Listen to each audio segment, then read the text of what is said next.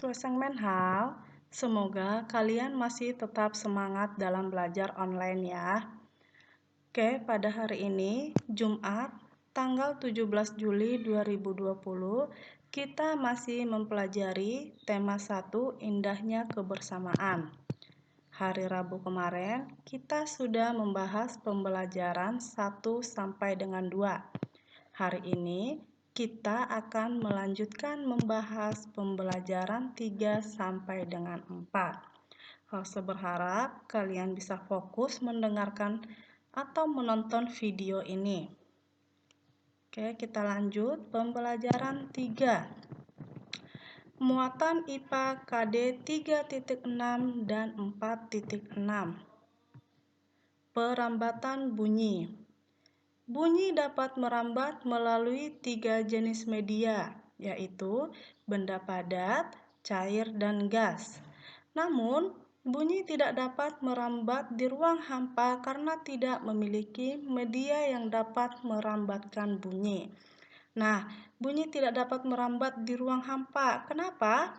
Karena tidak memiliki media tersebut. Apa saja medianya? Nah, media untuk merambatkan bunyi itu ada 3 jenis, yaitu benda padat, cair, dan gas. Nah, tanpa ada ketiga jenis media ini, maka tidak akan bisa merambatkan bunyi. Oke? Bunyi merambat melalui benda gas. Udara termasuk benda gas. Contoh, bunyi yang dapat merambat melalui udara, misalnya bunyi guntur yang sering kita dengar pada saat hujan. Dengan demikian, gelombang bunyi merambat ke segala penjuru dan terdengar dari berbagai arah. Contoh lain, pada saat lonceng dipukul, kita mendengar bunyinya. Kenapa kita bisa mendengar bunyi? Karena bunyi merambat melalui udara tadi.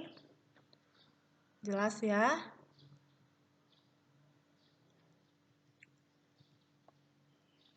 Bunyi merambat melalui benda padat.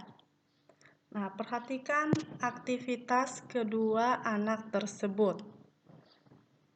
Suara merambat melalui benang kasur. Benang kasur termasuk benda padat. Nah, kalian perhatikan apa yang dilakukan anak tersebut. Mereka menggabungkan 2 kaleng yang disambungkan dengan tali. Jadi bunyinya itu merambat melalui tali sehingga ketika mereka berbicara di kaleng A, maka akan terdengar di kaleng B. Tuh ya. Lalu bunyi merambat melalui benda cair. Suara merambat melalui air di dalam tong. Nah, perhatikan gambar tersebut. Si anak mendengar suara dari dalam tong. Nah, air itu termasuk benda cair.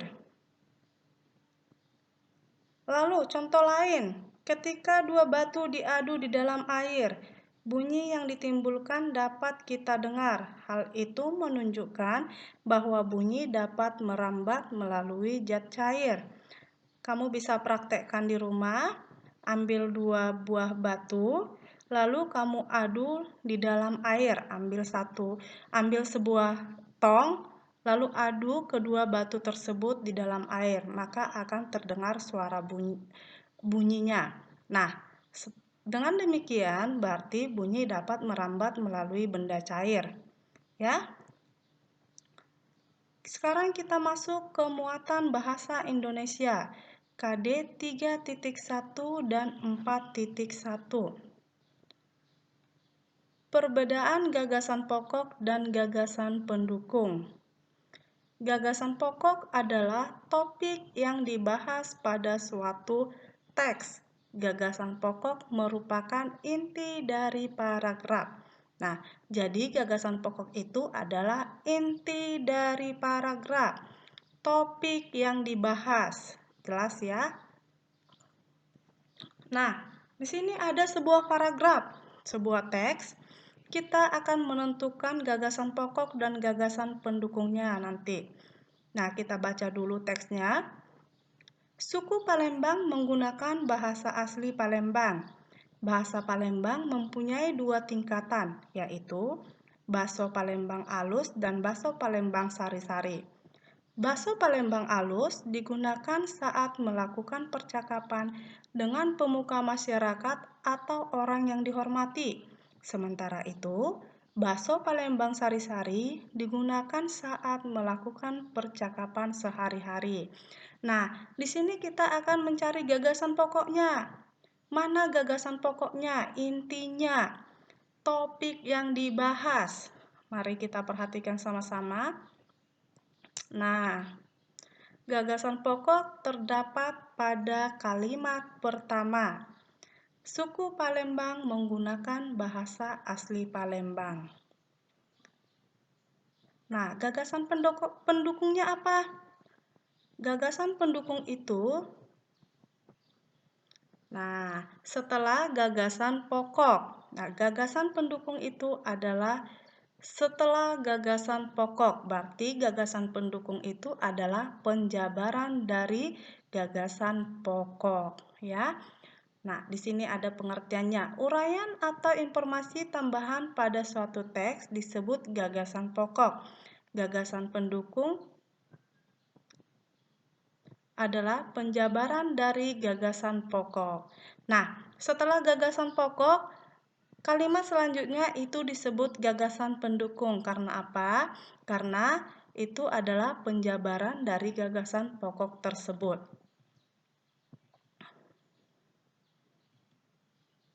Gagasan pokok dan gagasan pendukung dalam bentuk peta pikiran.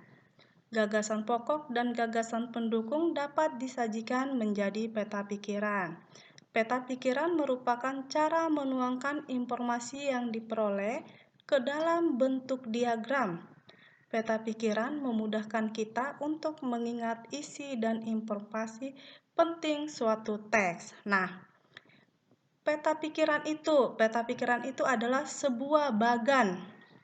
Nah, sebuah bagan yang akan memudahkan kita untuk mengingat isi dan informasi penting suatu teks.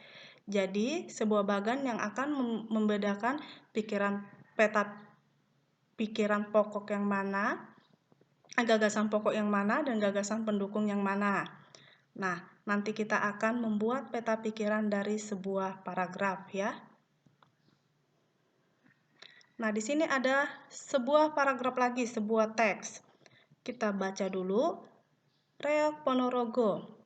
Reog Ponorogo merupakan kebudayaan yang berasal dari Jawa Timur. Pertunjukan reog ditampilkan dalam bentuk topeng berbentuk kepala singa yang dikenal sebagai singa barong. Reog Ponorogo menceritakan tentang Raja Ponorogo yang berniat melamar Putri Kediri. Nah, kita akan membuat peta pikirannya. Bagaimana peta pikiran?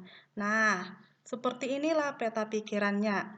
Jadi dia dibuat seperti bagan, kotak, supaya kalian bisa mengerti secara jelas ya. Dia dibentuk seperti kotak. Ini namanya diagram. Nah, kita akan tuliskan gagasan pokoknya di dalam diagram tersebut. Tadi kita sudah menemukan gagasan pokoknya terdapat pada kalimat pertama. Reog Ponorogo berasal dari Ponorogo, Jawa Timur. Lalu kita akan mencari gagasan pendukungnya. Nah, kita buat lagi peta pikirannya. Nah, seperti ini peta pikirannya ya. Jadi dia dibuat seperti bagan. Nah, gagasan pendukungnya apa saja? 1. Singa Barong. 2. Isi cerita Reog Ponorogo. Pembelajaran 4. Muatan PPKN KD 3.4 dan 4.4. Pentingnya persatuan dan kesatuan. Bangsa Indonesia memiliki suku bangsa, bahasa, sosial, dan budaya. Oleh karena itu, bangsa Indonesia memerlukan persatuan agar menjadi bangsa yang kuat. Nah, kita bangsa Indonesia itu memiliki suku, budaya, ras yang berbeda-beda ya. kita bangsa Indonesia memiliki kebudayaan yang berbeda, agama yang berbeda, suku yang berbeda. Namun, perbedaan tersebut kita tidak bisa menjadikannya menjadi suatu perpecahan, tapi perbedaan tersebut akan membuat kita menjadi bersatu, menjadi semakin kuat. Nah, perbedaan itulah yang akan menguatkan persatuan dan kesatuan di antara kita. Banyak di Indonesia, sangat banyak agama yang berbeda agama, suku. Jadi kalau kita hanya memilih-milih saya mau berteman dengan yang satu suku dengan saya, itu tidak bagus ya anak-anak ya. Jadi kita harus menganggap perbedaan itu menjadi sama. Supaya apa? Supaya rasa persatuan dan kesatuan itu menjadi kuat dalam diri kita. Oke, sekarang kita masuk ke Ayo Berlatih halaman 16. Anak-anak bisa sambil buka buku Bupena halaman 16. Di situ ada soal, ada paragraf, sebuah paragraf, Lause akan bacakan. Musik keroncong. Musik keroncong merupakan salah satu jenis musik tradisional yang ada di Indonesia. Sebelum muncul musik keroncong, bangsa Portugis memperkenalkan jenis musik Morisco di Indonesia. Musik Morisco yang sudah dikenal oleh bangsa Indonesia tersebut dipadukan dengan alat musik dari Indonesia, seperti suling dan beberapa komponen gamelan. Perpaduan musik tersebut menghasilkan jenis musik baru yang dinamakan musik keroncong. Nah, Ayo Berlatih ini akan kita bahas bersama-sama. Kamu perhatikan dan setelah selesai menonton video, kamu harus menyalin, harus mencatat kembali latihan yang sudah kita bahas ke buku tulis. Kalau saya ingatkan, kamu harus salin kembali latihan yang kita bahas ke dalam buku tulis. Oke, kita jawab. Soal nomor 1. Apa yang dibahas pada paragraf di atas? Apa yang dibahas? Mari kita jawab sama-sama. Hal yang dibahas adalah musik keroncong dan sejarahnya. Nah, kamu bisa baca berulang kali paragrafnya. Nanti kamu akan menemukan apa intinya. Berarti di sini yang dibahas adalah tentang musik keroncong dan sejarahnya. Lalu soal nomor 2. Tentukan gagasan pokok dan gagasan pendukung yang terdapat pada paragraf tersebut. Tuliskan dalam bagan peta pikiran berikut. Nah, ini kita akan mengerjakan atau kamu akan memperhatikan bagaimana cara membuat gagasan pokok dan gagasan pendukung dalam peta pikiran. Tadi di depan juga Lause sudah menjelaskan peta pikiran itu seperti apa. Nah, ini Lause berikan lagi contohnya supaya kamu bisa lebih memahami lebih dalam lagi ya. Kita buat. Nah, seperti ini peta pikiran ya. Inilah yang dinamakan peta pikiran. Jadi dia dibuat seperti kotak. Jadi lebih gampang membedakan sehingga kita lebih gampang memahami isi teks tersebut. Nah, gagasan pokoknya apa? Musik keroncong tentunya ya. Lalu gagasan pendukungnya, apa gagasan pendukung? 1. Bangsa Portugis memperkenalkan musik Morisco. Gagasan pendukung 2. Perpaduan alat musik membentuk musik keroncong. Nah, inilah peta pikiran dari paragraf yang sudah Lause baca tadi. Dia dibuat seperti bagan seperti ini. Sehingga dengan demikian akan memudahkan kita untuk memahami isi teks tersebut. Nah, sekian pembelajaran hari ini. Lause berharap semoga kalian bisa memahami.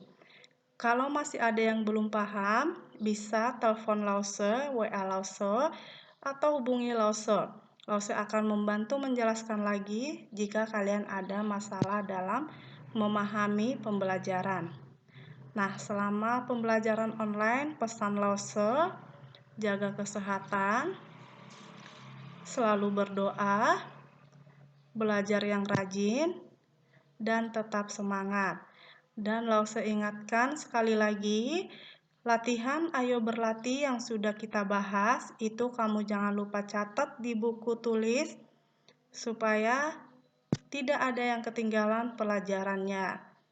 Oke, akhir kata Lause ucapkan terima kasih. 谢谢大家，我们一起加油。